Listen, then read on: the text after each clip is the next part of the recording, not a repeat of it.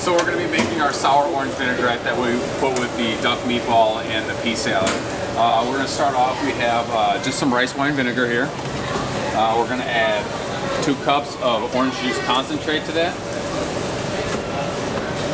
We're going to add 2 tablespoons of lemon juice, fresh. Fresh is always better than any jarred stuff or canned stuff that you'd be getting. We're going to add one cup of Dijon mustard, and this is going to be close to a cup.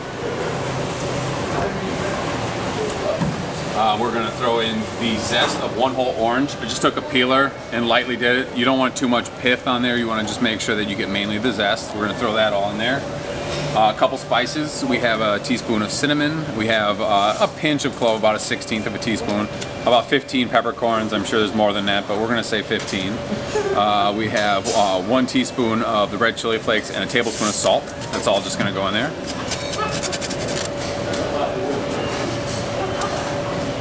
Then kind of a different ingredient that we do. This is citric acid. The reason we're going to add this is we really want this to have like a sour punch to it. We want this to be very, very intense because we're at the food show. We're doing this as a single bite, so we want this to be really powerful. This can be omitted. You don't have to add that. The lemon juice adds some of that kick, but this will make it a little bit more. And then the second thing that I'm doing, again, for this standpoint that we want it to be a stronger vinaigrette for the salad, is this is xanthan gum. Normally what we want to do is we want to emulsify the oil into the vinaigrette to kind of like round it out and create like a nice balance to it so it's not too harsh. In this case, I want it to be more harsh, but I still want the same volume and I still want the same like viscosity that there would be. So this is xanthan gum. All I gotta do is add it in there. There's no real special thing that you do. You don't have to add the water or anything first. It will dissolve and then it'll actually thicken.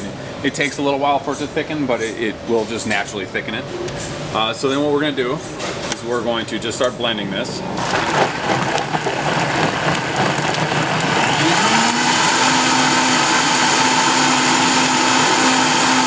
What we want to do is we want to make sure that all those spices, they all get ground up so they're no longer like hard. Like we don't get texture to them. We want them to be the flavor, but we want it to be smooth. We want it to be creamy.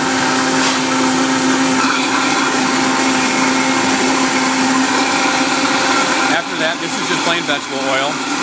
Some people say add olive oil, some people say sesame oil, whatever kind of oil that they really like.